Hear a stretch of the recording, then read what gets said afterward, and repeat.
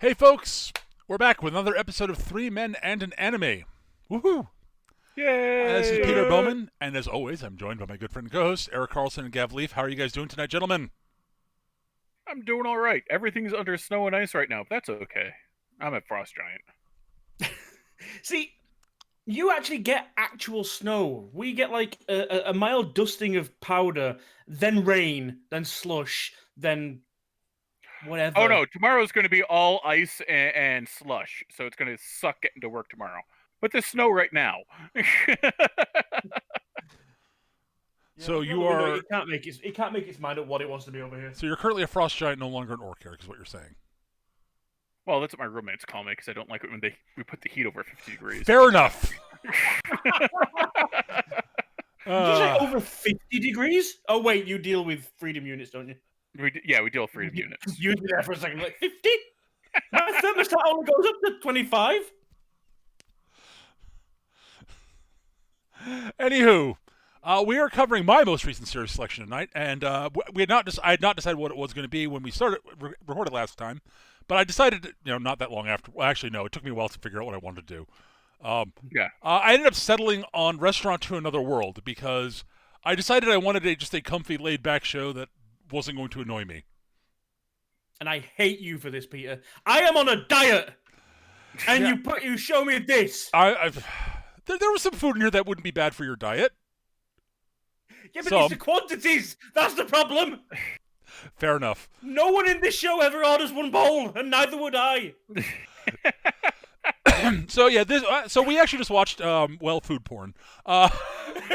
Basically. No, well, to be fair, it's basically Shokugeki no Soba without the porn. Without the fan service and without the competition. And A considerably smaller cast. Well, theoretically larger, but smaller repeating cast. Yeah. Actually, it's just a smaller cast, period. Yeah, probably. So someone's got a big cast. Anywho, so this the show is all right. So the basic premise of the show is really, really fucking simple. There's a fantasy world. In this fantasy world, every 7th day on the day of Saturn, doors randomly pop up in the world that open up into a restaurant in modern day Tokyo. And various people from this world go to the restaurant on the day of Saturn to eat really good food because the chef is really, really, really good. That's the premise of the show. Yeah. Yep. The chef is aware of all this. Yes. His restaurant is open through the week in Japan, closes on a Saturday because he has the Saturday clients that, never the twain shall meet kind of sort of situation. Yes. Which is fair. Yeah. And he operates in their currency to make it easy for them, and he doesn't take away, but he doesn't confuse them with real world things other than the food. Yeah. He doesn't change his decor or anything like that. So there's a piano there. There's a radio on a shelf above something else that's never turned on. There's a wonderful moment where a couple of people come in, a grandfather and his grandson come in, and the grandson's looking around, and the grandfather's like, "Yeah, you noticed it too. It's just subtly not of our world." And he's like, "Yeah." The design aesthetic is just alien, kind of, but not quite. It's Uncanny Valley alien. This is the thing. I don't know if I've ever mentioned this as part of the show itself before, but one of my things I always like is the outsider looking in kind of story. Mm-hmm. Which is either whether it's aliens looking down on us and pointing out how stupid we are, because we really are if you think about it. Or I don't know what you're talking about, Gav. I'm not going to say anything more than that.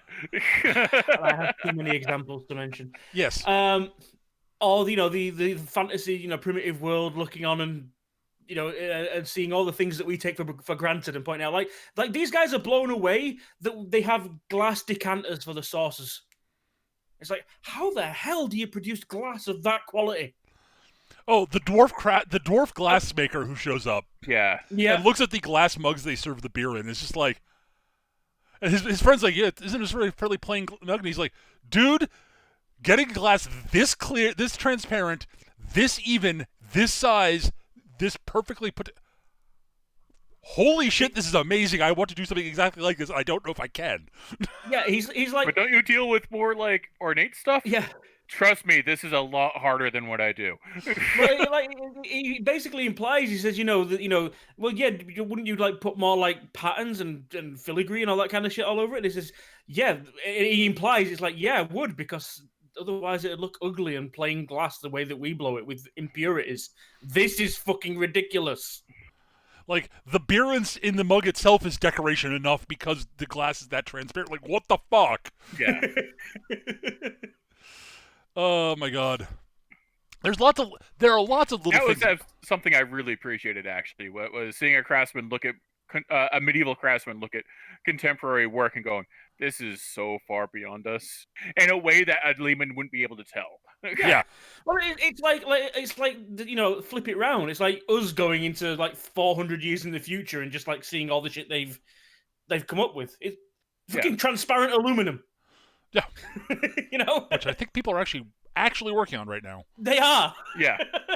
But the big thing is, goddamn Star Trek keep things from Star Trek keep getting actually invented. It's hilarious. I'm waiting for replicators, man. I'm waiting for replicators. Dude, I just off track for a second. I saw a meme earlier today, and it was about humpback whales. Mm-hmm. It's like humpback whales are now no longer on the endangered species list, going from 55 in the world to 2,500, with the fucking picture of the Star Trek crew underneath going, "You're welcome." Nice. But at any rate, so the cast in question. So there are a lot of characters. We'll talk about several of them. But there are three very important ones because they're the ones who are in virtually every.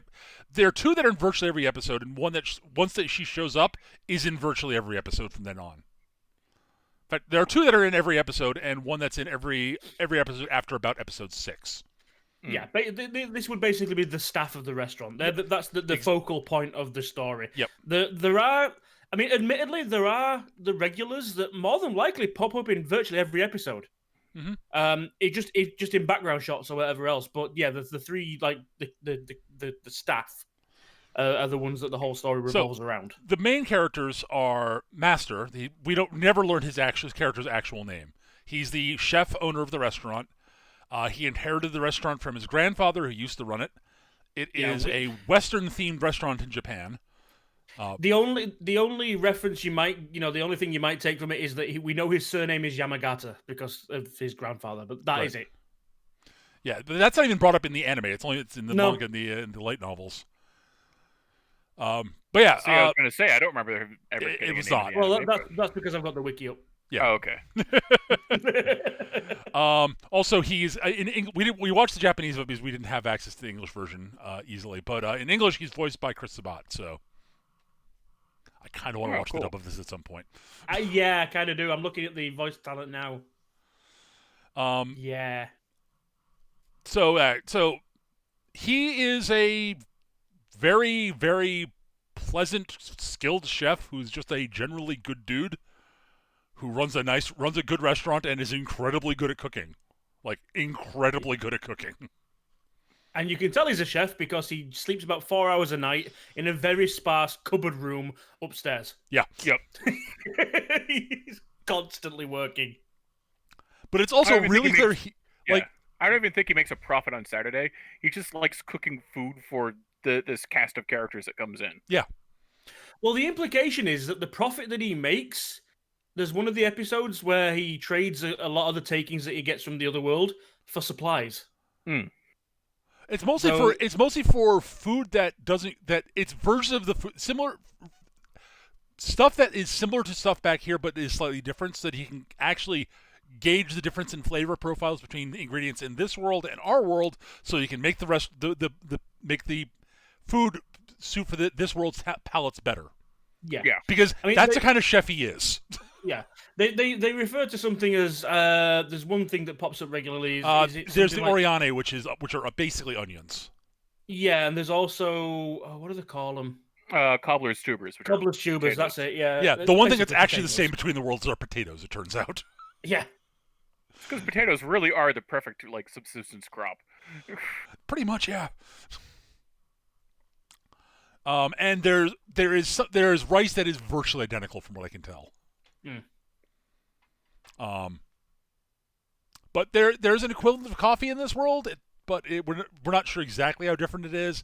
But there's lots of little subtle differences, and those enough subtle differences add up, and that's why he does this. There's a very good reason, which we'll talk about later, why the restaurant. He makes sure to keep the restaurant open on the Saturdays and such. But we'll get to that. There's an actual plot detail that comes up about that. There's not a lot of plot in this show. Let's just get this out of the way. It is largely a episode by episode. Each episode has a little mini plot about somebody either discovering the restaurant or talking about how they found the restaurant and what their favorite dish is. And then we get to see their favorite dish, and they eat it, and they explain why they love it. And then we find out in drips and drabs, little bits and pieces about the fantasy world this is all taking place in. Mm. It's very much a character piece with a stealth world builder underneath it. Yeah, it does a really good job. It's hard to call it a character piece because the characters are all sketches. You don't get to know them terribly well. They're exactly two characters we get to know really. 3 characters we get to know really well. Well, 3 characters we get to know well. Yes. Yeah, which are the 3 in question: Master, who we talked about, and the other 2, which we'll get to in a second. But yeah, so each episode structured is basically broken up into 2 parts. 2 different people and their favorite dish, usually.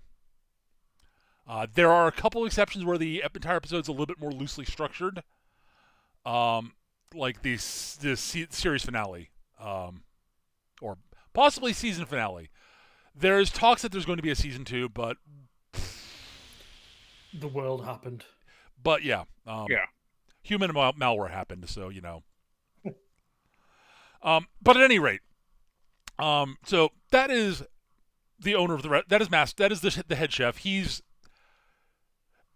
very patient, and he loves cooking for people. He loves seeing people eat his cooking and be happy because they're eating his cooking.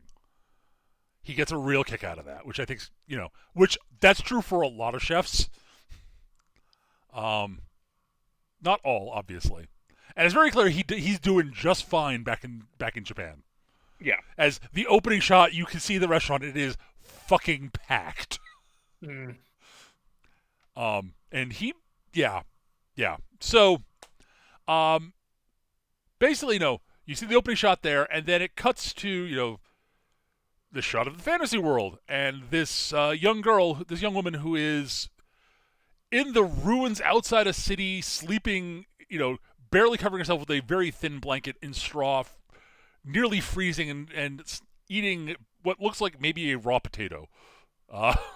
Maybe it's slightly cooked. We're not entirely sure. But it's very clear she is very hungry and very cold and very, very alone. When this door appears in front of in the ruins. You guys there? Yeah. Okay, we're just listening. Sorry, I just want to make sure. It got very quiet for a second. I'm like, wait, did my internet just? No, it didn't. Okay, good. This is Aletta. She is technically speaking, she is a demon. We'll get to that in a second. So she basically looks at the door and goes, "The hell is it? Why is there a cat? Why is there a door here? And why is there a cat on the door?" Well, I must be dreaming.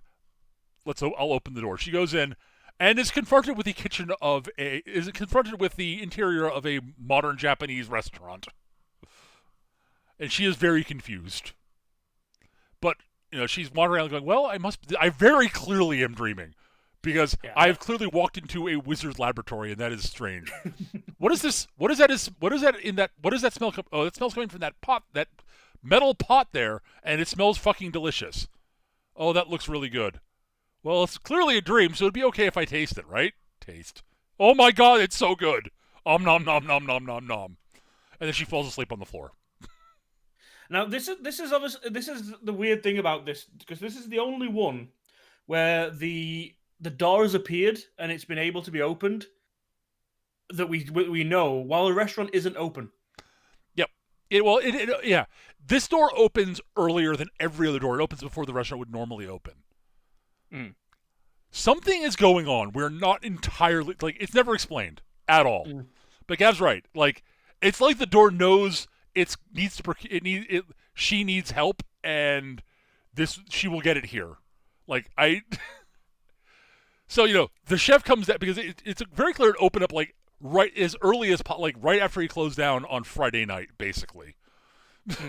So he gets up at 4 a.m, comes downstairs yawning, and sees, the pot with my corn potage is empty, and there's a young girl sleeping on my floor. Young woman sleeping on my floor. Hello? Ah! Oh. The wizard! Fuck! And, like, he handles it very well, and she's like, I'm so sorry. He's like, what? It's gone now. It's not a big deal. It was just a pot of corn potage. I can make it again. I can make more. It's not that hard. Look, I'm about to make myself breakfast. Do you want something to eat? And she's like, I couldn't possibly. Look, I'm cooking anyways.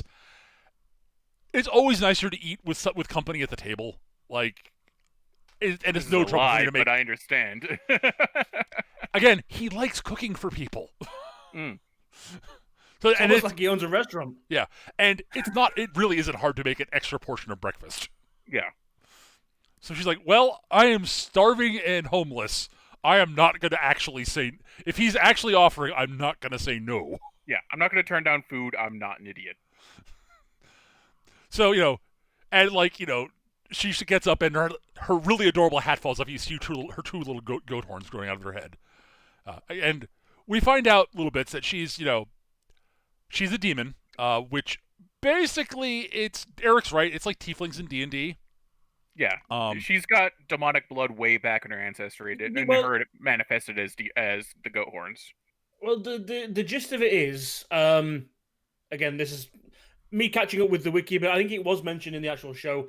There's this whole thing about the demon lord. This is not important whatsoever. Not really, no. And the 4 legendary heroes that defeated him some 70-odd years ago. Yep. When he was defeated, all the demonic forces that he controlled were diminished. Their powers were reduced because he was basically powering them all.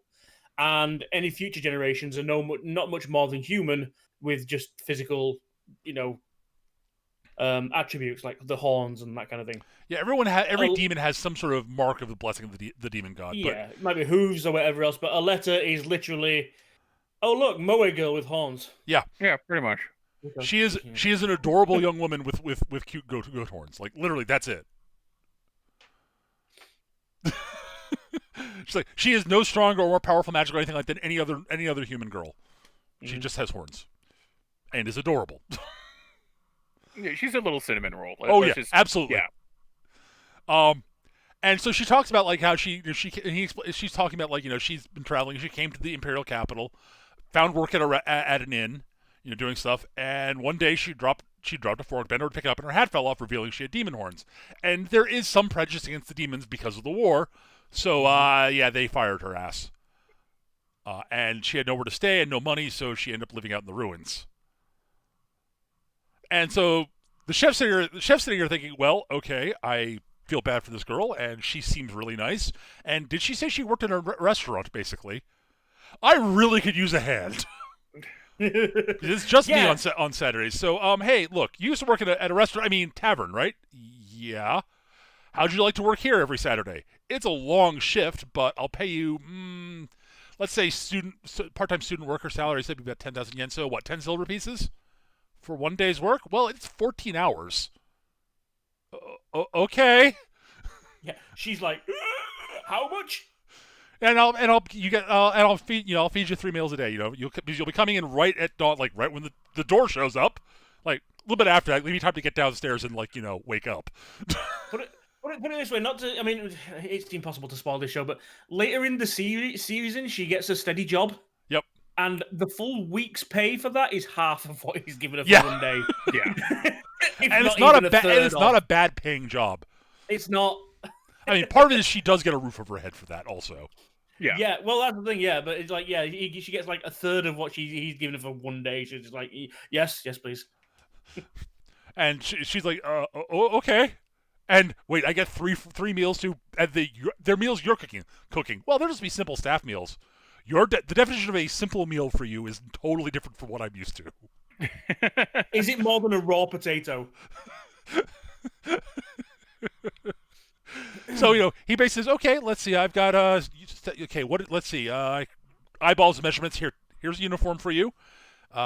These shoes look like they'll probably fit. Here's how you use the shower. Go clean up, and once you're changed, come out. And we'll work on the tables. And so she's utterly impressed by the wizardry of a shower. To be fair, modern shower, yeah. Yeah.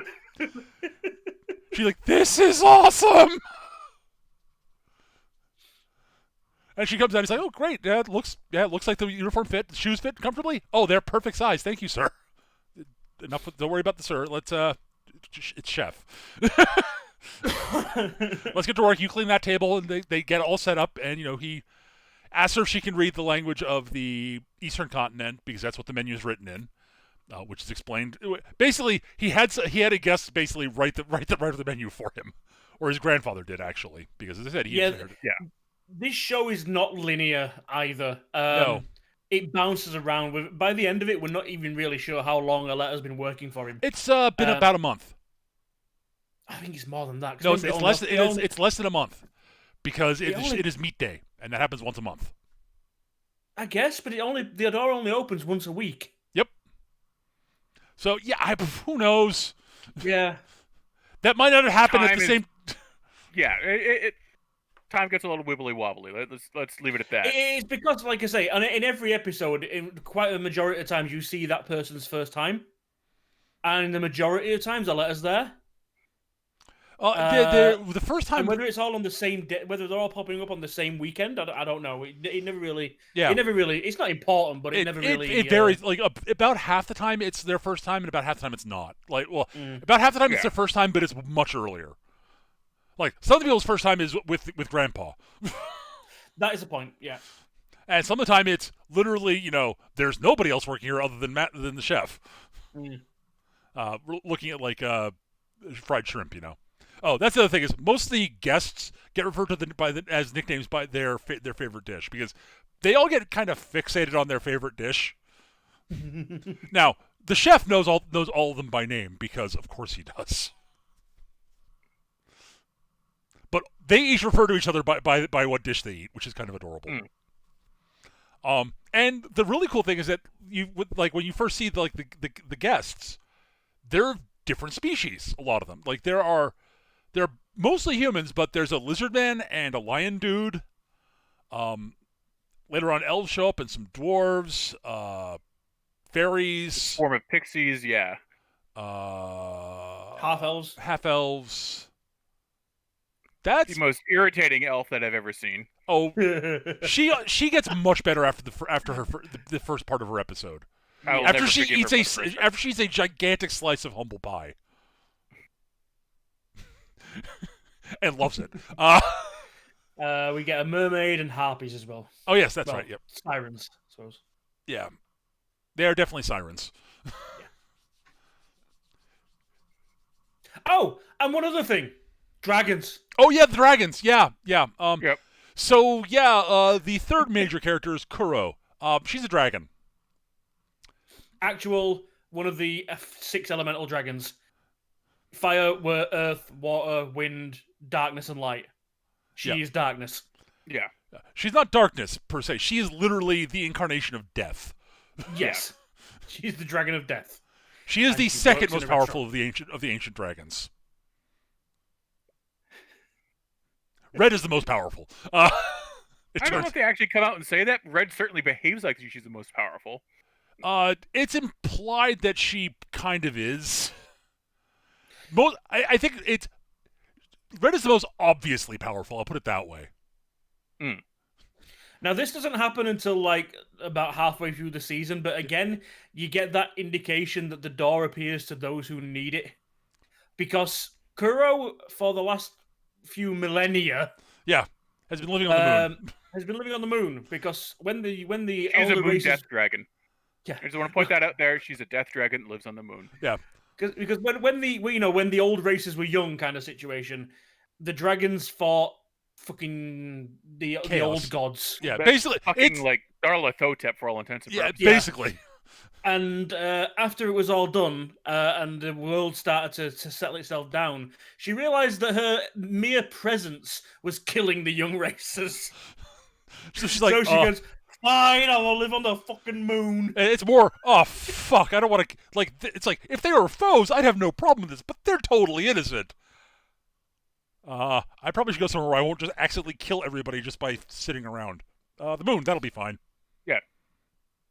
The blasted remnants of the moon. Yeah, because it as got in all anime, the moon has been partially destroyed. Yeah, well, that happened during the War with Chaos. Yeah.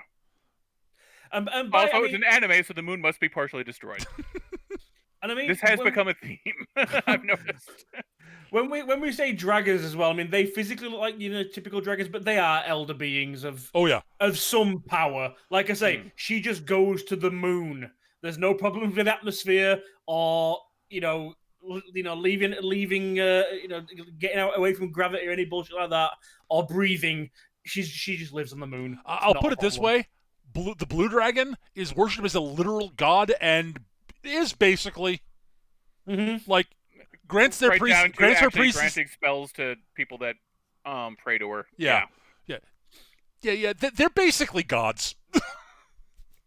A door appears on the moon one morning.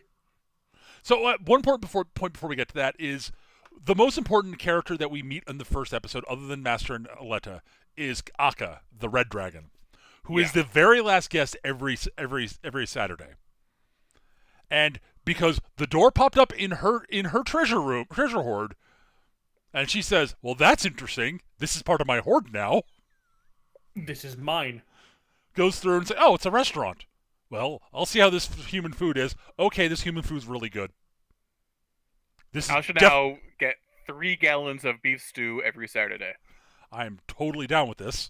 Also, I will definitely show up when in human form. Mostly, she's got giant horns. She's got horns.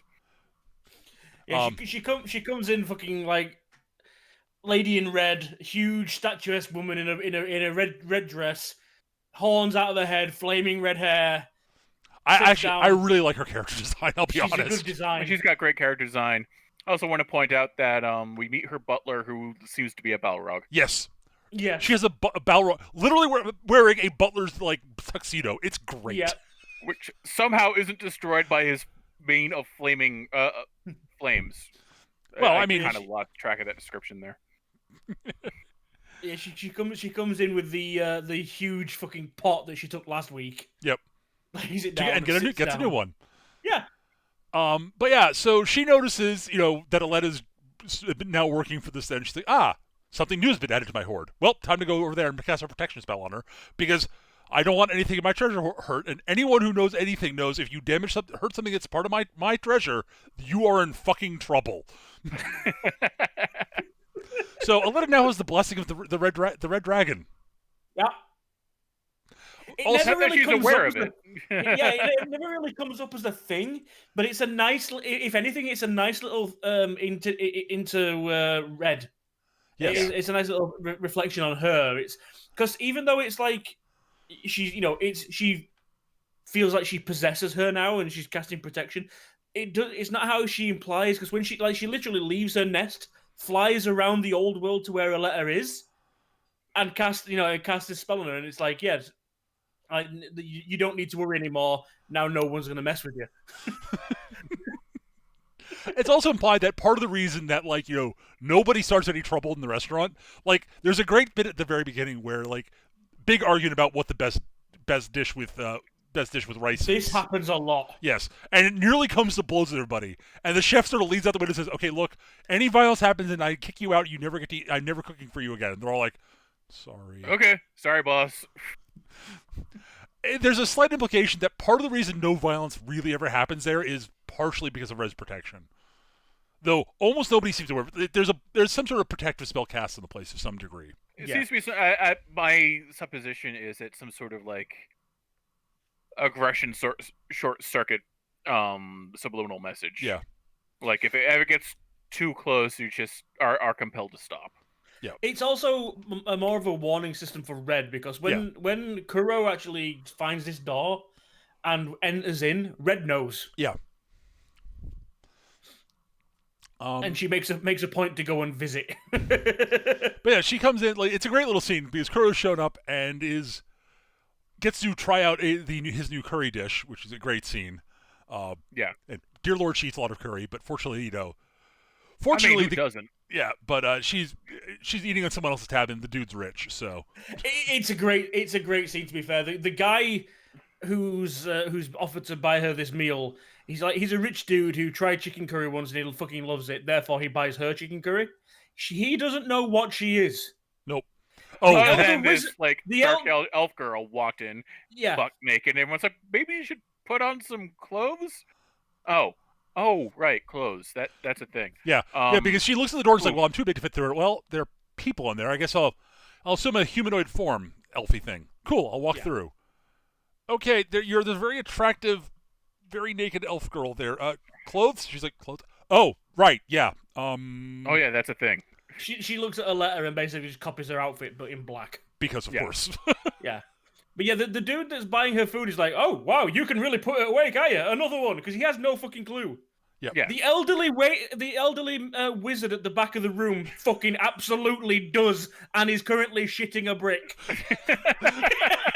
He's like, he takes that very still, don't notice me attitude. He's not positive what she is, but he knows what power she is. How powerful she's like. I don't know exactly what you are, but no. I'm going to be very, very, very, very, very. I'm not positive he doesn't. He's not. We're not sure exactly whether he knows what she is, but it's very clear he knows that she is way out of his league. There's a scene later on where he's talking with one of his old adventuring companions. Yep. And Kuro walks in, and he looks at his friend who's like doing that same "please don't notice me" attitude. He's like, "You feel it too?" Yeah, what the fuck is that? I don't know.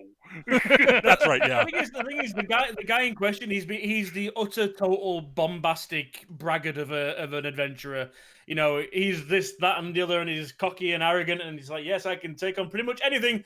And he just stocks still, and he's like, "What is that? I'm not sure either. You're not going to mess with it, are you?" "I am fucking not." Nope. But yeah. Red basically tells Kuro, like, "Okay, look, I'm not always going to be there." So she actually she explains, like, okay, so this is a restaurant, you have to pay for your food here. Pay? Yeah, money. Right, you don't know money. Okay. So you need money to buy stuff. How do I get money? Well, you work. You can work a job, or you can be me and just, be donated huge amounts of money by your worshippers, but But no one worships you because you live on the moon. I can give them moon rocks. Moon rocks are not worth anything. She says, "But I got an idea. Hey, chef, yeah? This is an old friend of mine from back in the day. She lives way out in the sticks and really has no idea what money is. So, how about this? She works for you every week, and you pay her in curry." And he's like, "Are you okay with that?" She's like, "Yes, please." And poor Aletta is like, "Wait, you're hiring someone else? Are you going to replace me? Did I do something wrong?" And he's like, "No. Because dear Lord, Aletta's a good waitress." She really is, but I mean, even I was like, "Good Lord!" Because the problem is, it's like the restaurant. It might be from our world, but the clientele aren't. Yeah. So when they want another bowl of something or another drink, they just shout at her. Yeah. And expect her to notice. And when there's like 8, 9, 10 people all just shouting more, she doesn't drop a single order. No. Yeah. She is really good. Yeah. But she's clearly worked off her feet. Yeah. So it's a case of no. I don't know. I absolutely do not want to replace you, Aletta. No. No. The only I was going to say the only issue, but it's been fair. It's one of the funniest features is Kuro. She's been alone for a while, so she's not too hot on the whole talking thing. Yeah, she just uses telepathy. She pushes thoughts into people's brains. Yeah, and it's the one and only time we've ever seen the master, like unnerved, because she has this habit of popping up behind him. And she's like, "Jesus." Put a bell on. Put a bell on you, yeah. Not that he would, but But yeah, he's unnerved, but handles it very well.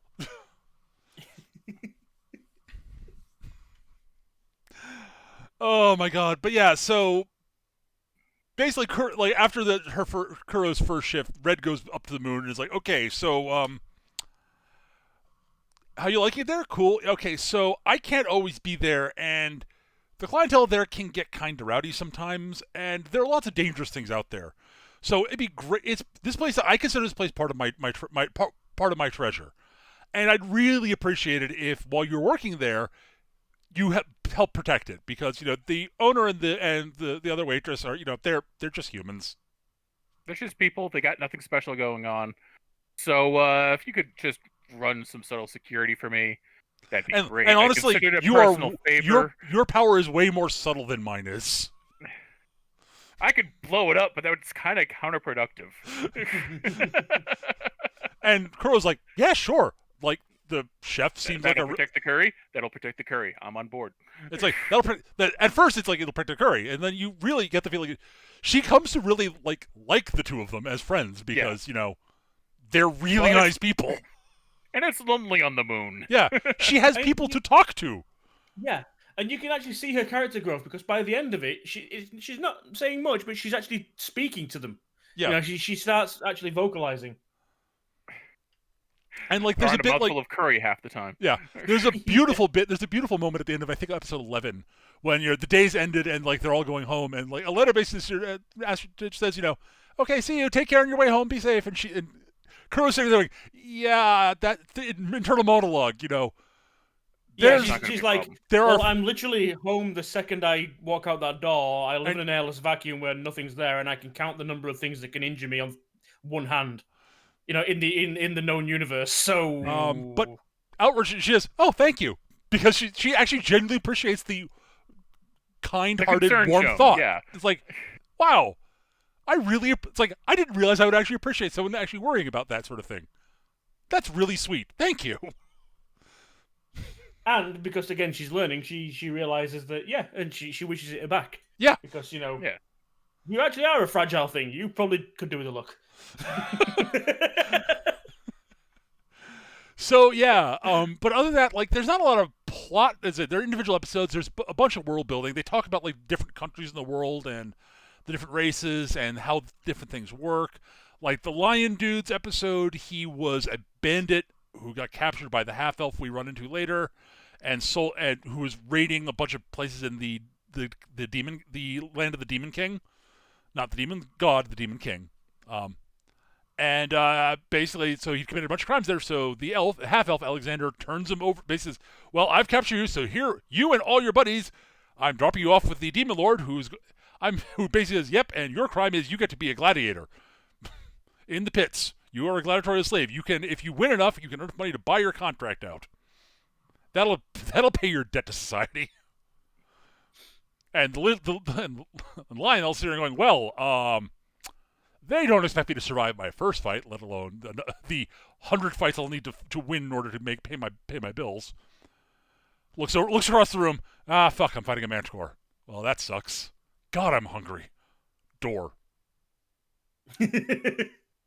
Okay. Turns out when you're getting like literally a week's worth of pork cutlet rice balls in a week in a single day, you've kind of got the strength it takes to fight. So he goes through, runs into the chef's grandfather, and he's like, what is this place? It's a restaurant. I have no money. Oh, you can start a tab. That's fine. What's good? Well, everything. Yeah, I figured. God, I really could use something to bring me victory. Well, there's a pun on the name of this dish. Katsu can also be kats, which is Japanese for victory. Want to try that? Sure, why not? Huh, pork cutlet, rice, egg stuff. Om nom nom. Oh my god, this is so good. Well, okay, I've eaten a bowl of this, and like I'm still hungry because portions are kind of small for. Why is there another bowl here? Well, you were enjoying that one, so I made another one. If you don't want it, if you want it, I'll stick it in your tab. If you don't, I can have it for lunch. Oh no, I'm eating that if it's okay. Oh no.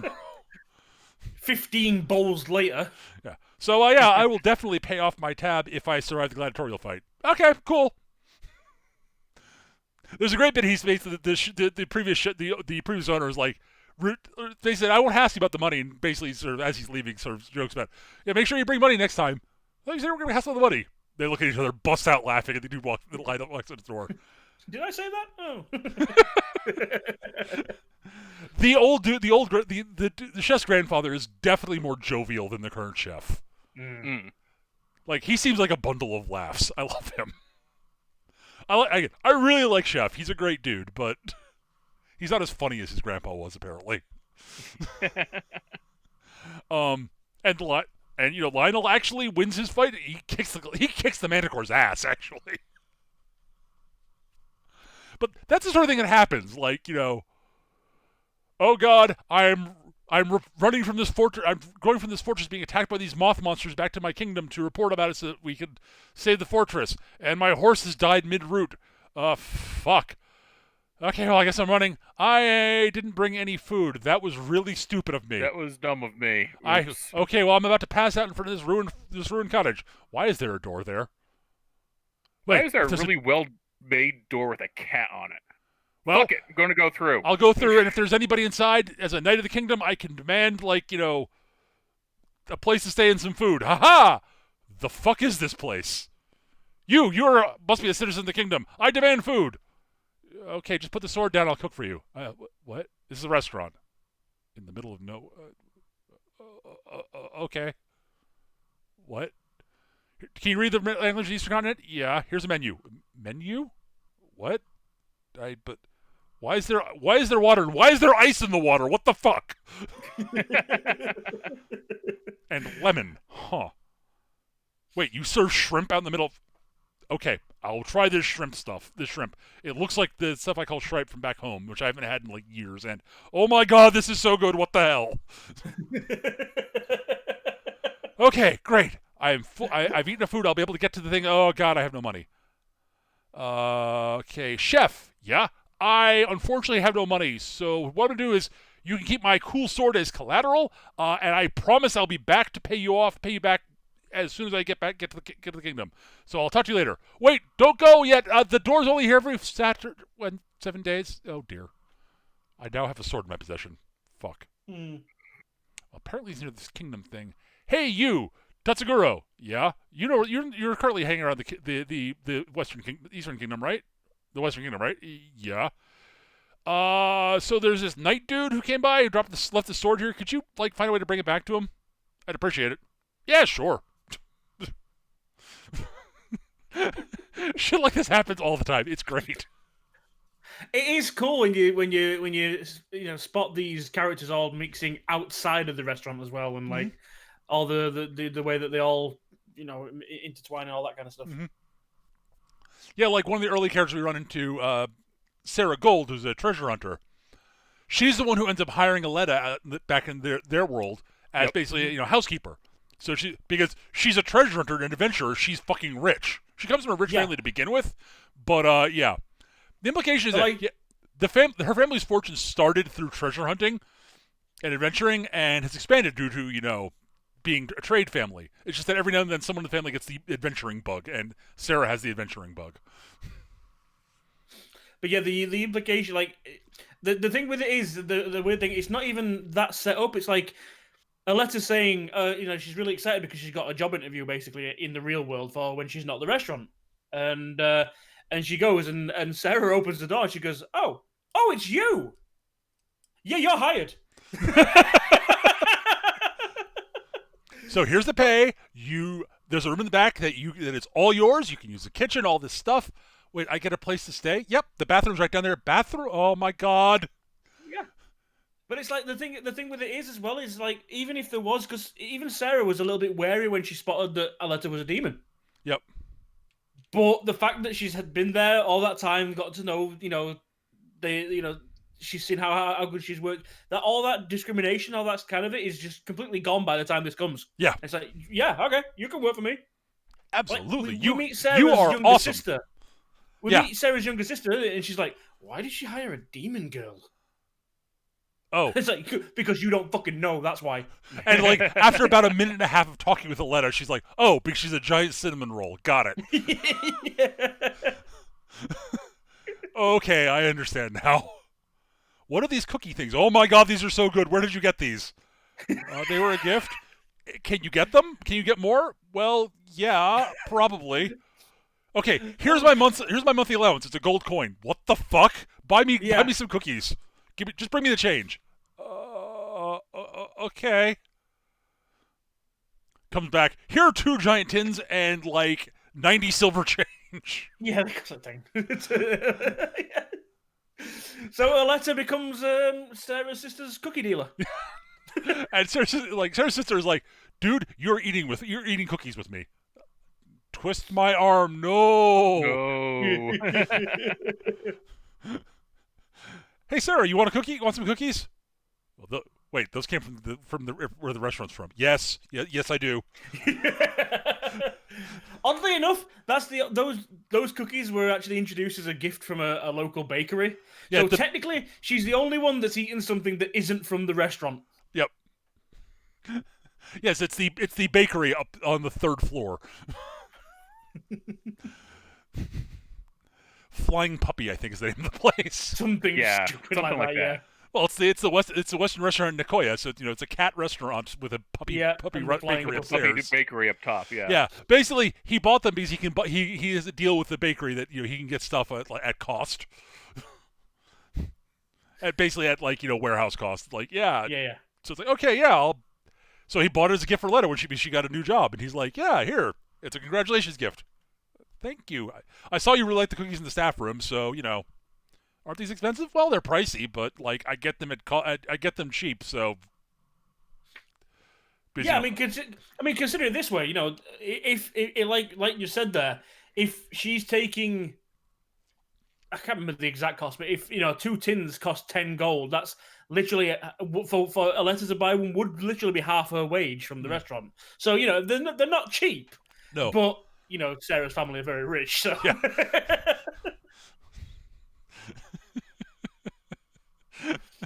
But yeah, there's all sorts of little stuff like that happens. It's a really and again, all these little drips and drabs of like world building. Like we find out elves are vegan because, of course they are. Because of course they are. But this means that when the elf shows up, she basically like, yeah, I would love to eat, but I can't eat anything that has any meat or meat byproducts or dairy or anything like that or eggs or. Can you do she's that? Very smug about it. She is. Yeah. She's the aggressively vegan stereotype. The implication I get from it is I don't want to be rude and not eat here, but I might not be able to eat anything here. So if I put this out there like this, it'll at least be the appropriate type of rude. I guess. So it's hard. I'm not explaining it well, but yeah. But like she does come across a little bit. I think what it is, it's the sort of situation where, like, anytime she's tried to venture outside of the elf lands, so to speak, she's hit this problem. Yep. And she's kind of fed up of saying it and just expects it and has no patience. And so she tells Aletta this, and Aletta goes, "I'll check with the chef." And the chef sort of leads us, "Oh yeah, no problem." What? Wait, what? She's like, well, what? And he's like, I can't do. Okay, my soup uses a bonito stock, no, so we can't do that. no. And the bread uses dairy, so that bread's out. So, but yeah, I can definitely do. Oh, no problem. Comes out tofu steak with ponzu sauce, rice, vegetables, and some stuff on the show. She's like, maybe he'll do a salad. No. Soup? No. He said that his soup uses like bonito stock. I guess it must be some sort of meat product for the stock. Very common in human lands, and no, this stuff definitely does not have any meat product I can detect. Taste. Oh my god. This is better than anything I've heard made by any elf. What the hell? I was planning on becoming a chef because I love cooking, and I feel like an idiot now. Well, I now have a goal to try and suppress this dude. At least I'm an elf and live a long fucking time. I have time to catch up to him. Because holy crap. The other bit, she shows up again later with her father's best friend because she's out to travel the world, and her father gives a letter introduction to his friend, and he takes her to the restaurant. She's like, "Oh yeah, I've been here before," and he orders like he orders like natto spaghetti, and she's like, "Okay, sure, I'll try this." Eats it. I like this a lot. I want seconds, but I think this would actually go better with rice than with spaghetti than with pasta. What? And so the order goes back, and the chef's like, "God damn, this is a Western restaurant, not a Japanese restaurant. What the? Yes, I can do it with rice." Fine. Because every time she orders something, it ends up becoming a Japanese dish.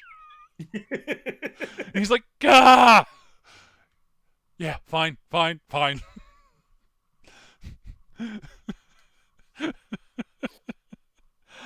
Yeah, it's a nice little bit of growth or development for her, because she's, the other elf has been trying to recreate some of the recipes back in their lands. Yep. But turns out fermenting elven beans is not very easy.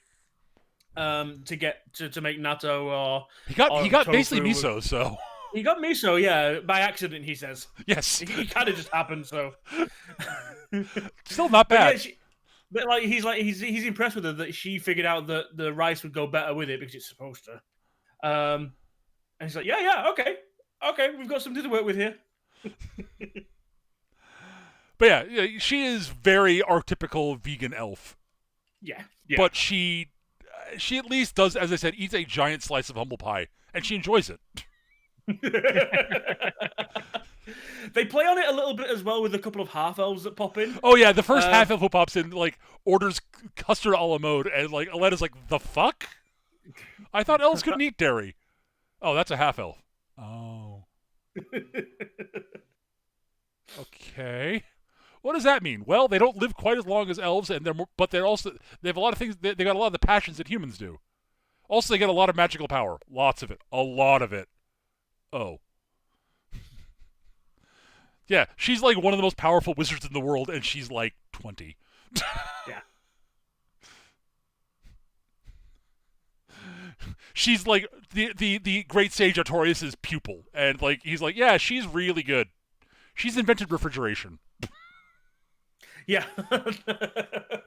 Entirely because she came to the restaurant and wants to have some place to keep her custard pot, her takeaway custard cool fresh, so she can eat it later.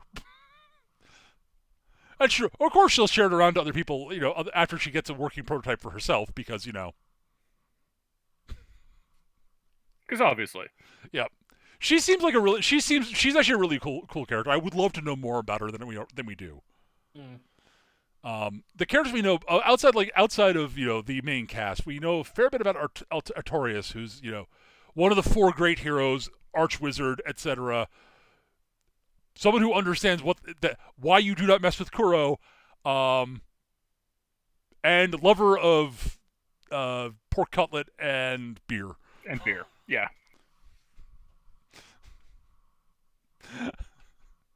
I like him. I like him and Tatsugoro a lot. Tatsugoro is the old samurai dude who loves chicken teriyaki. Yeah. And sake, because of course he does. And he and Artorias have lots of friendly bickering about which is better. One of the key. I mean, there's a couple of other guys like a kind of one note, kind of like Gagompo, the lizard dude.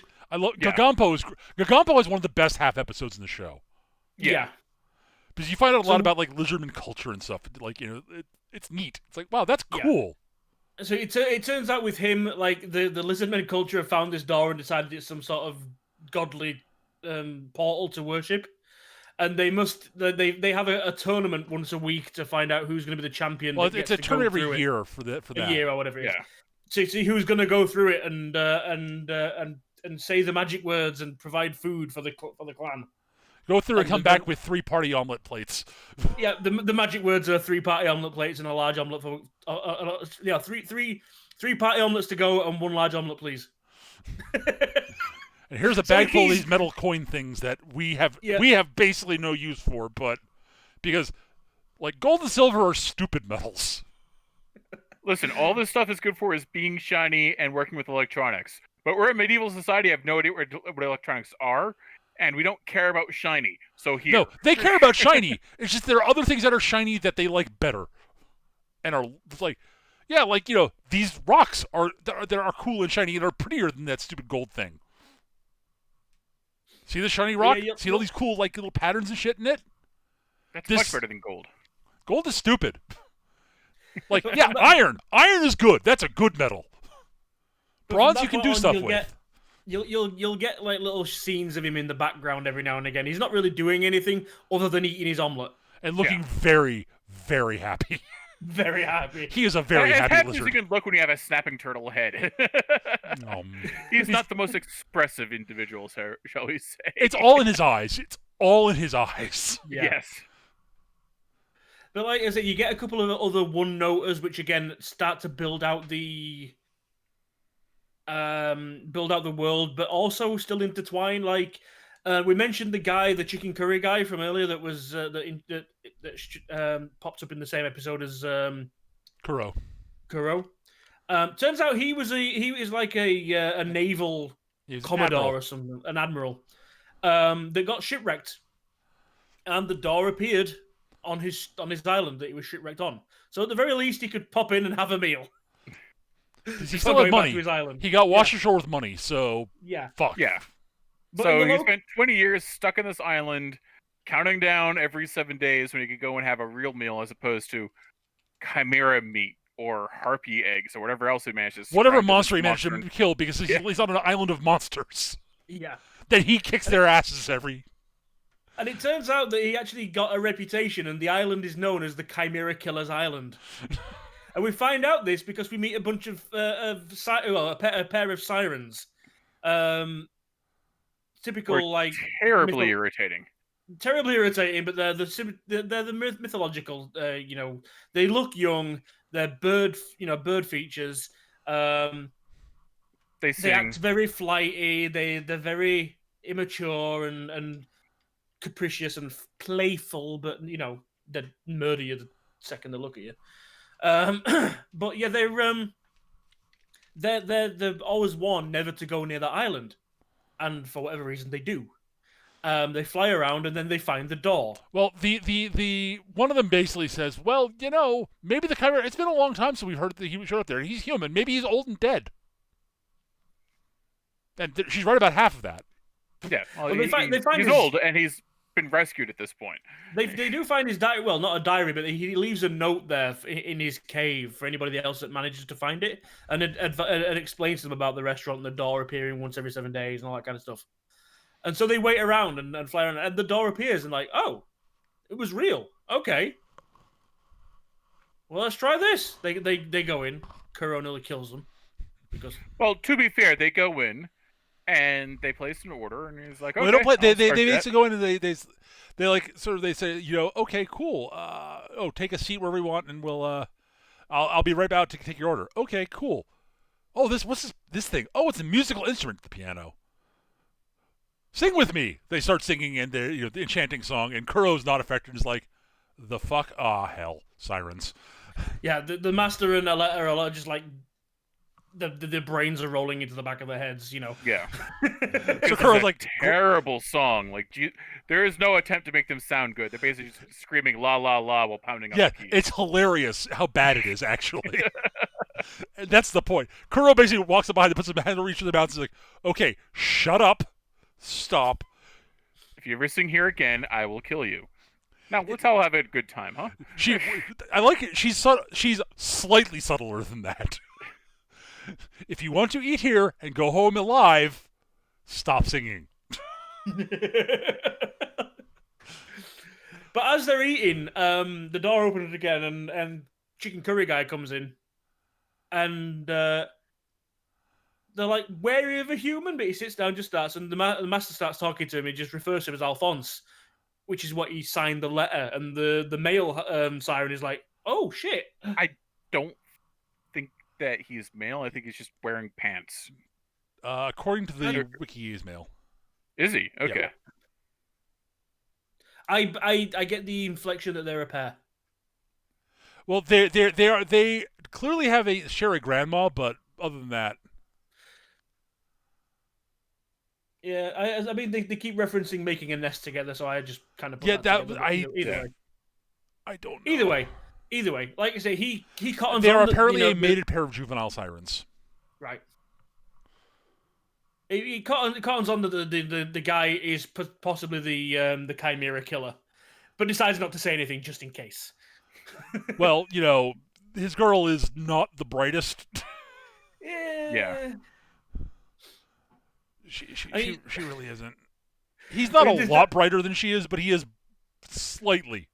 I mean, this is the thing. They go to this restaurant and like the first thing they order is the same thing they eat on the outside: raw fish. Well, they're like, well, we eat raw fish. Can we have raw fish? And Letta's like, I don't know if anybody. I didn't know you could eat fish raw, but I'll check with the chef. Apparently, he has a raw fish dish. It's called carpaccio. Here you go. Yeah, we were all thinking sushi, and it's like, no, he doesn't like doing Japanese. Fuck you, the Italians got there first. Not necessarily first, but they got there also. Well, they got there eventually, yeah. Here's tuna carpaccio. This is really good. Oh my god. Can we have more? Well, you've got money. Yeah, this bag full of stuff. Chinky, chinky, chinky, chink. All right, then you can have more. But then, like, this is the thing. I believe the mermaid episode is the same island as well. It might be. It very well might be, but she's clearly not worried about the Chimera killer. Yeah, well, again, it's the same sort of situation. Dude is caught in a storm. He's saved by a mermaid, the typical sort of thing, and she takes him to this abandoned island where they dry off. And oh, by the way, do you have money? Because he's like, how can I pay you back? Well, why? 10 silvers. Well, yeah, sure. I didn't know mermaids use money. Well, if you meet up with me, if you want to know where we're going to use this, you're more than welcome to come along. I'd love to have company. Okay. I'm okay. I am okay with hanging out with the pretty mermaid. Sure. She does the whole "I have legs now" trick, and then they wander though off. they are not. They are dragon legs because she's a priestess of the blue dragon. Yes. Which I think is actually a cool touch. Like, okay, that was cool. I like that. Yeah. And they wander off and they do the same. The same thing goes around. They go in, they have a meal. It's amazing. Then they resolve to come back, and again from that point onwards, they just become background characters. The one though that is a very important character, who's only really in the first episode, but he's really important to everyone else, is Wilhelm. Yes. Who I believe is referred to as Croquette. Yes. Because that's all he ordered, because he really liked them. But the thing is, actually, no, he did pop up in a later episode because he introduced another character. He shows up actually in the second or third episode. He's not the first one. The reason he's important is because he is literally the emperor of the Eastern Kingdom. Oh, this guy. It. Okay. He founded it. I was trying to he founded the kingdom. Yeah. And it turns out that the half elf we met earlier, well, we later, suppose technically, or we've mentioned earlier, is his dad. Is his dad? I've forgotten his name now. Alexander. Yes. Alexander is actually his father, but he's full human. He's not got any elven, he doesn't have any trademarks. Yeah, the half elf thing is the thing that sort of pops up randomly in generations of people with human families that have ever interbred with elves ever. Yeah. He's also the mentor. Not mentor. He's actually the great grandfather of Sarah. Not Sarah. No. He's also Sarah's part of the same family. The Gold family's part of that family too. I did not realize that. That's not explained in the anime. I did not know that either. Oh, actually, hang on a second. I may have misread that. Yeah, he's the great grand. Alexander's the great grandfather of what's her bucket? The half elf sorceress. Yeah.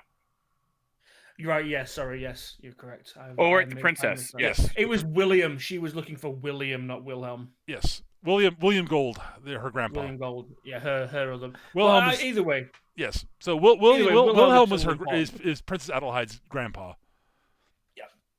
And the princess is a sickly young thing. Yes, she has the pauper killer's disease, which we're not entirely sure what it is, but it's known. It's not actually fatal. It's not very communicable, and it's not really fatal if you can get good rest and good food, and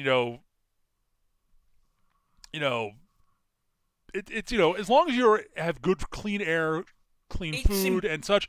It's actually not that. It's actually not that bad. It's just according to the wiki, it's implied to be asthma. The symptoms that seem to imply asthma, but it's known as the pauper killer disease because if you don't have those things, it's very bad. Yeah. If you have to work all the time, and it's gonna kick your ass. Yeah. Fortunately for her, she's not one.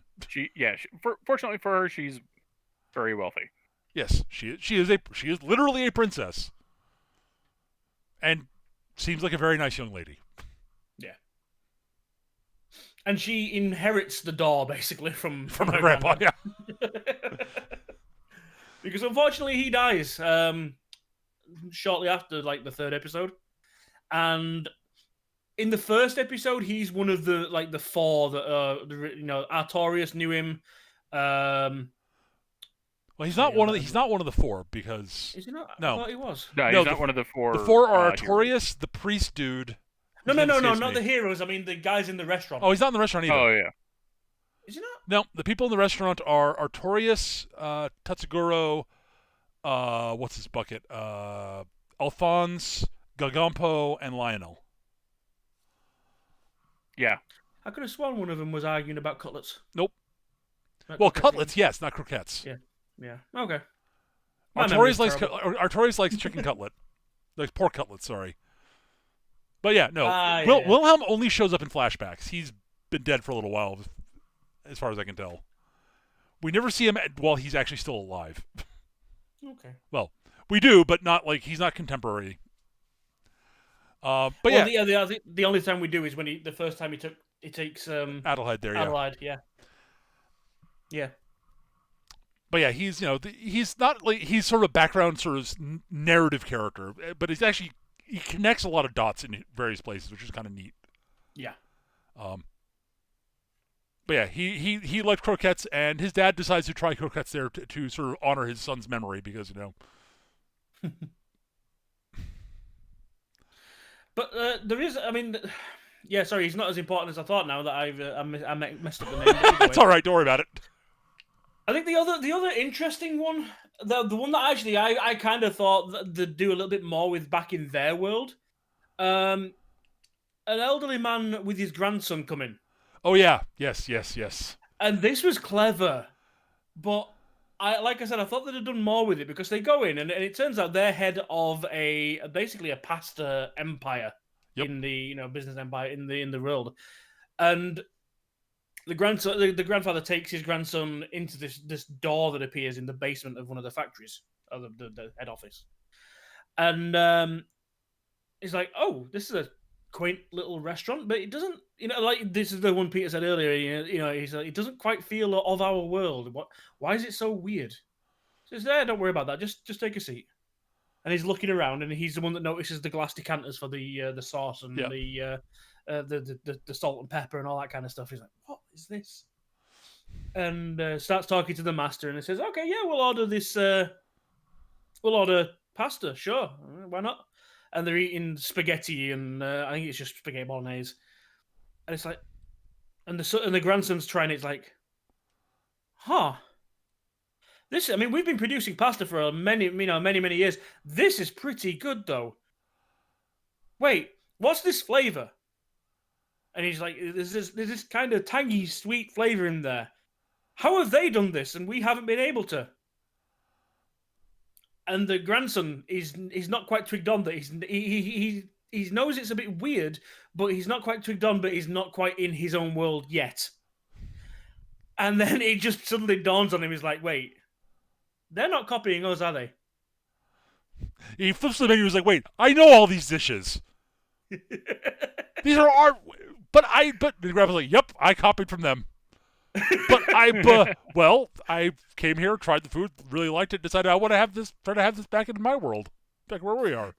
The granddad is known as an innovator in pasta. as a wow, where do you come up with all these ideas? He's like, I don't know. Yeah, pasta was a peasant food until he elevated it to something that the bourgeois could enjoy. Yeah. But it turns out they don't. The only thing they can't do in this new world, they can't grow tomatoes. They have a sort of something that's similar, but it's not quite right.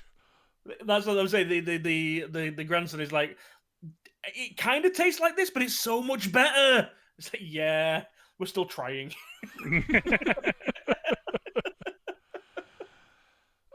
So the last really important bit that I want to talk about is the sort of last thing that we sort of kind of find out in the final episode of the show is, so we find out like bits and pieces about what happened with the war, the four heroes when they fought the demon god.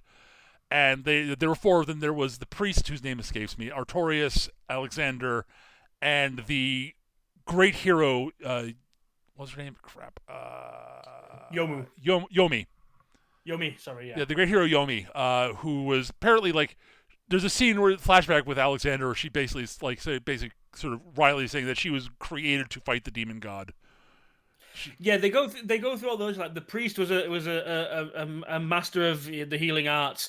Artorias was unparalleled in the in magical combat, and Alexander is a swordsman like no other. And Yomi was better than all of them at all in all aspects. Like she was designed for one purpose to defeat the demon king. And she's sort of resentful of that she's basically, she was like created for this purpose. And and they fought, and the cost of winning was that she basically disappeared. She was gone. And in the final episode, we find out what happened to her. Yeah, she fell into this restaurant and met the old dude who ran the place, and they fell in love and had a kid, and then their kid had a kid, and he's now the head chef of this restaurant. And again, she's so magically powerful that she's the one that set the whole system up for the doors to start. Yes, she's the one who made the door. So, her world can have a taste of the food that her husband was making. Yep. Because apparently the Alexander does mention that she used to cook croquettes. Yep. Or they're their equivalent of it back in the real world. That's what twigged him on, and he thought he'd come and have a look at this restaurant that everyone's been talking about. Yep. But yeah, the fight with the Demon King Demon God, basically punted her into a different dimension. Where she met someone, fell in love, had a kid. And she is totally I have no reason to go back to that world. They don't need me anymore, and I don't have to go around fighting shit anymore. I can hang out. And I like it here. I can now come by and see my grandson whenever I want to, and have his cooking, which is at least as good as my late husband's. Mm-hmm. I mean, it is implied. She's still alive 70 years later. Yeah, I'm going to say that's implied. Artorias does mention that as far as he's aware, she actually is still alive. Oh no, yeah, he's talked to her. There's a little clip of her, like old Yomi, basically saying to him, "Yeah, no, my son has no magic powers. He doesn't need them. The powers like mine are not needed in this world. So he just knows how to cook, and I love that. I think it's great."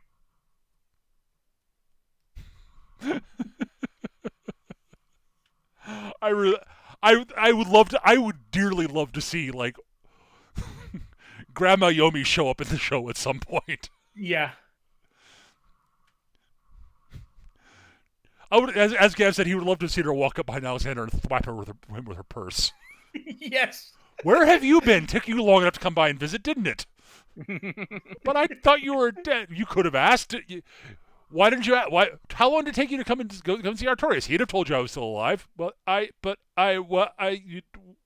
Oh. Huh. Okay.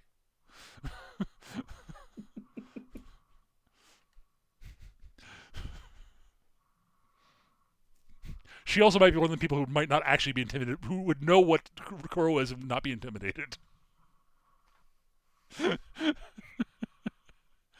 But yeah, there's not a lot to talk about plot-wise, or we've covered basically all the. There are a bunch of characters. Yeah. There's a bunch of world building. There's a bunch of food. It's nice watching, Aletta's life just get progressively better as the show goes along. Yeah. It's nice seeing Kuro, coming out of her shell and getting to actually have friends and, sort of adopted family almost at this point by the end of the show. Yeah, she comes out of her shell like last episode. Like the master's like, I've got this thing for the close of shift. They're basically curry buns. Yep. She's eating a normal curry and like he says curry buns. She's like, and he's got like this rack of 8, and they're all trying them. It's like Aletta's like, oh my god, these are so spicy, but they're cool. And and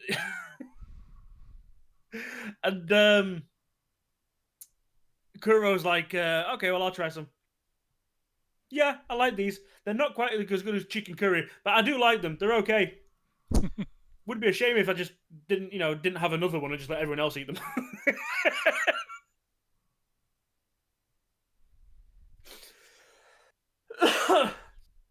It's nice to see her. Like I say, she got a lot of development from literally solitary, solitary figure on her heavenly body to I've got friends now. Yeah.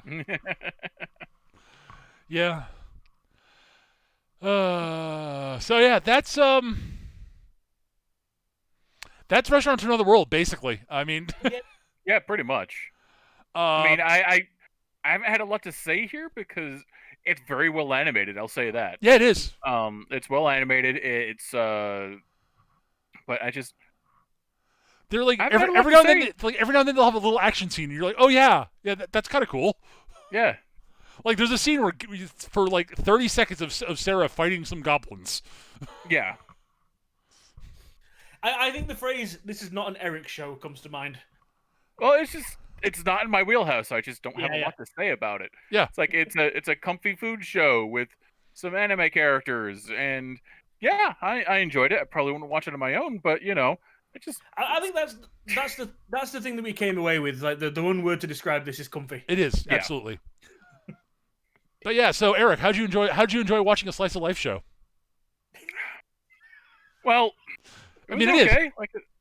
Like I said, it's not something I'd watch on my own, but right. it's fun enough to watch with friends. Yeah. And well, it helps that it had the food going on in it, and it helps. It had the food going on, and the fantasy world building. There was enough fantasy world building. The fantasy world building was the part I found the most interesting. I totally understand that, and had very likable characters.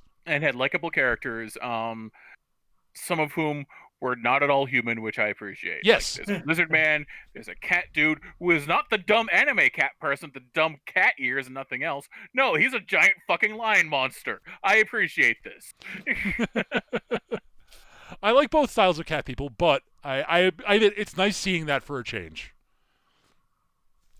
I don't know if I've said this in this show before, but you guys have heard it before. It's just I find the put cat ears and a tail on someone to be the laziest form of hybridization. Oh, it very much is, but to the point where I become irritated at this point. I can accept that. I don't have it.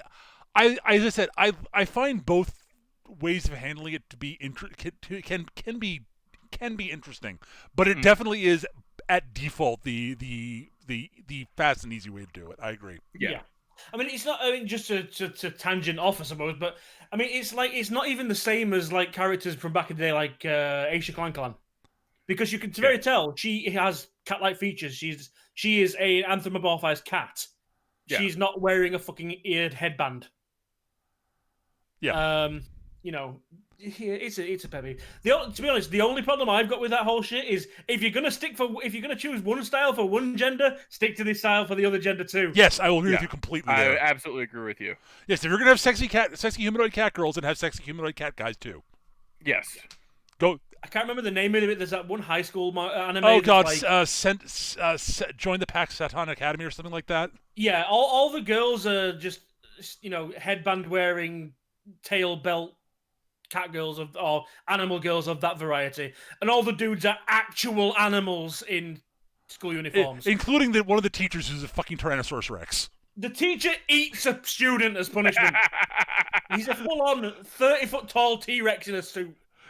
I have not watched it. I've only seen clips, but I saw that clip. It is hilarious. I'm thinking about it. I think I remember you mentioning it before. I've never seen this show. I think I might need to watch it just for a T-Rex eating a student. That's It's not a like, good show acting from up. what I can tell, but that Okay. clip was great. Yeah, and like I said, there was one image from that show that I saw, and it was like, here's the class, and it's like literally split down the middle. The girls are all female, are just humans with ears, and all the boys are just animals. It's like, okay. You know what? Thinking about it, I even recommended a slice of life show. I know. I was Ichiro giving counts you as a crap, slice of life Eric. show. Yeah, Ichiro is a slice of life show. It's a study in absurdist surrealism, but it's a slice of life show. I know. I was just giving you crap. There are plenty of slice. I know there are slice of life shows you have liked, Eric. It's just that you usually have something else going. We covered one before that also. We watched Girls in Panzer. Girls in Panzer isn't a slice of life show. Girls in Panzer is a tank show that happens to have cute girls doing cute things. And those cute things happen to be T-34s. But yeah, like I think another example of that extreme level of sexual dimorphism is in Killing Bites. Oh, with Jesus one Christ. fucking exception. You had to remind me of that. The tiger dude is actually a sexy tiger dude. It's like, yeah. Yep. Why are the rest of them? Oh, whatever. Fine. Fuck it. The show is stupid and terrible.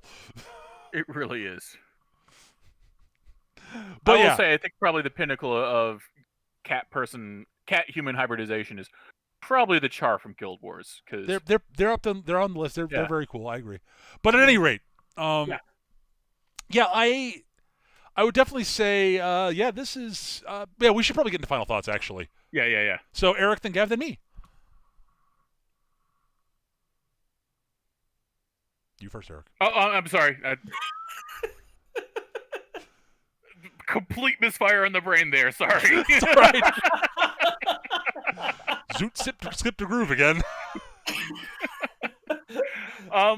The show's good. It's well animated. The characters are all like likable and interesting. Are all likable. It's not a show to sit down and watch on my own because it just doesn't have enough of a throughway, and there's not enough conflict or plot to keep me clicked in. But it's definitely something to watch with friends, particularly looking for something comfy and just sort of laid back-ish, something to relax with. It definitely fits that nicely. Yep. I honestly don't have a lot to say about it because it does not fit my wheelhouse at all, and I'm like, I don't have many frames of reference to compare it to. Yep. No, It's a good cooking show. It's very well animated. Aletta and Kuro are adorable. Grampo and Lionel is the lion dude. I think are fun. Yep. Artorias does a good job of being the sort of like. I like Artorias. I'm not sure what I like about him, but I like him.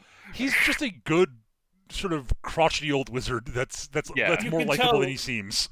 You can tell in his younger days, and even so much now, he's a complete and utter wise ass. Yes. Oh, he's very much a wise ass. He's got the old, the scholarly wizard look and attitude, but you know full well he's not above He's got people's the shit. best fucking laugh. Yeah. Yeah, he's one of those. He sounds like Santa Claus popped up on helium. He's so good. Ooh. I think he's part owl. The way he coos. Yes. Wizards are. Yeah. But yeah, if you're looking for something like laid back and relaxed, go for it. Like this is very much a long, stressful day. I need something low impact but still pretty to look at to watch. This is it. Yeah, I think I get what you're saying. There's not really any bite to the show to hook in. Honestly, I said this while we were watching it. It's a show that would be, unless you're focusing on it and you're determined to watch it, it is very easy to look away and be distracted by something. Not that it's boring. It's just that, honestly, I think this would make an excellent show to put it in English and have it on in the background. Because what's happening, the visuals, although they're good, are not the key to the show at all. It's what's going on with the characters and the interactions. Like glance over and have a watch of it while you're doing something else. I think it's that kind of show for me.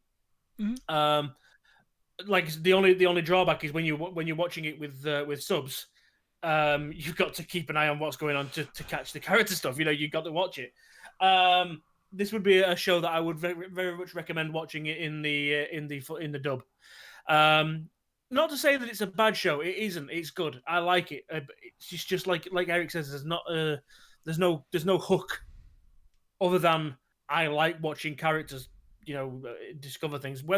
How long that joke will hold, because I've been looking at the wiki and it looks like there's basically, if there was to be another season, then we'd basically get another season of more or less the same. New people discover the restaurant, things are added on, and the world is built around it. So it's going to be whether you're happy with just seeing these characters each time, or whether you want to see more of the world built, and see where it goes from there. But it's not a bad show. It is worth a watch.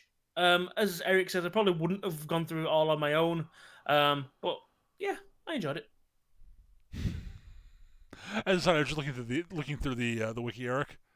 Mm-hmm. The red Akka, the Red Queen's valet, is actually named Balrog. His name is Balrog. Also, Eric, if it ever does come around, I've spotted a character that I think you will like. His name is Rat. Is he a Skaven? No, he's a halfling. Oh, okay. He's a halfling who tries to dine and dash and gets barred from the restaurant. So he can't pass the door. He can't open the door himself. I see. But he can follow other people through the door.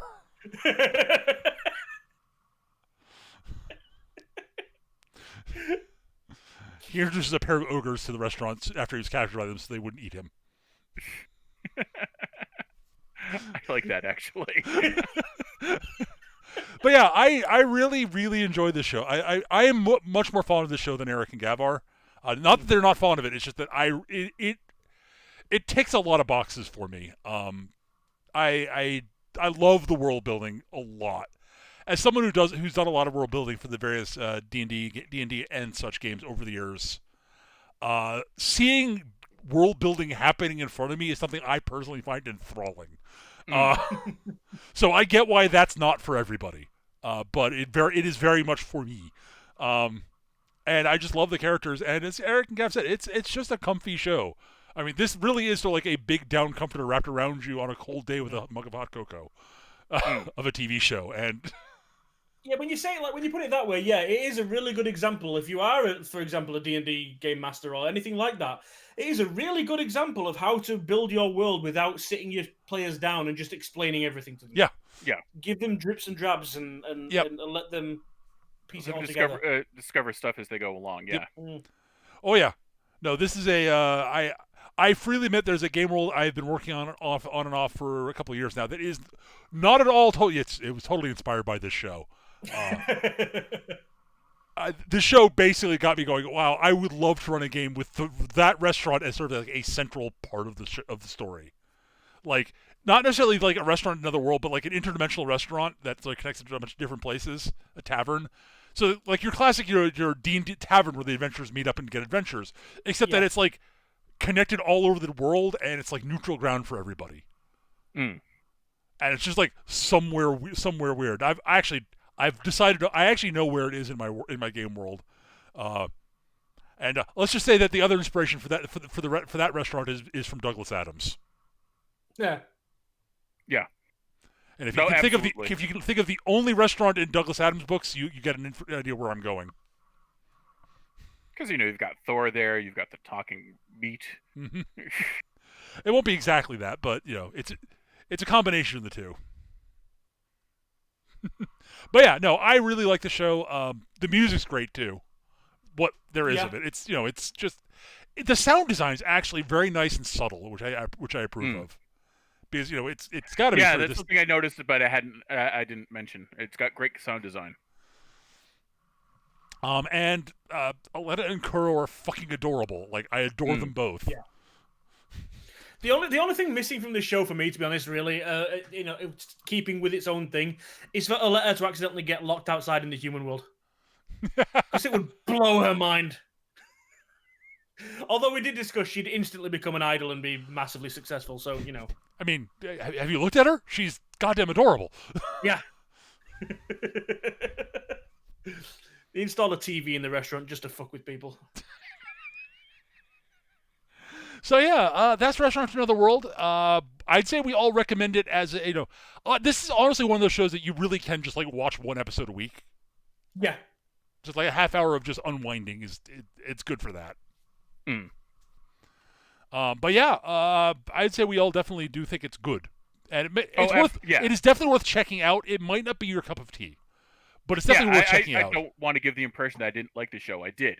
It's just I don't have a lot of things to compare it to, so I don't have a lot to say. Right, and also like it might not be your cup of tea, but I can't think of anyone who would look at this show and go, "This show makes me angry." Like, how do you get angry at this show? Like, it's like, trust me, if this show was bad, we wouldn't be like trying to remain positive but picking up negatives. We would tell you it's bad. Oh yeah, we've done that before. See, Killing Bites. We would lay the into it. Oh, fucking Killing Bites. We generally cover stuff we like, is the thing. Yeah. But yeah, that's gonna do it for this week. I hope you all enjoyed the show. Eric, you've got the next selection. What have you chosen? Well, I kind of want to do something old school, and it's been all of a week since we've done something giant robots, so I figure we're going to do Mobile Suit Gundam 8th MS Team, because that's my second favorite Gundam series. So we're going to do that. All right, so that's what we'll be watching. So that's a short one. Yes, that's only 12 episodes. It is a 12-episode Gundam show, so we'll be back in a few weeks. Yeah. This will not be like my choosing G Fighter Gundam Fighter G Fighter Gundam, whatever it was. Mobile Suit G Gundam. G Gundam, yeah. This won't be like when I chose G Gundam and it's like, oh god, it was even longer. It was even longer than I thought it was. Oops. Like I thought it was long. It was longer. We than I made thought. sure to double check before I chose this, so we didn't end up with another Utena problem. yeah, we did check that. Yes. At some point we're gonna have to go through and like find other series that we can watch multiple seasons of, because I think Gundam's running away with it at this point. I mean, yeah, we could. Technically speaking, there's another full 24 episode season and 2 12-episode seasons of Slayers, plus the OVAs. You can also watch all the Fate Stay series, We could do that. We could do the Fate series, but I'd rather not fall into that hole of, dear God, what the hell are we doing? I mean, that's another series with like different timelines and worlds and weirdness, and things get really weird and complicated. And like this and Gundam kind of run away with it. Fate and Gundam kind of run away with it. Yeah. So but that's going to do it for this week, folks. Thank you, everybody, for watching. We hope you enjoyed. If you've watched the show and enjoyed it, feel free to like, subscribe, throw us a comment. All that stuff very useful. Validate us! Also, it means that more people. It means that the more people who like and interact with the algorithm for the show means that more people will get to see it. Yes. Because if there's engagement on this thing, YouTube is more likely to go, "Hey, you like anime? Maybe you'd like this." Because the algorithm is evil. Well, Our ramblings must spread. Yes. Anywho, that's going to do it for this week, folks. Thank you so much for watching. And we'll be back at least 2 weeks, maybe 3. We'll see. Yep, we'll find out. Bye, everybody. Bye.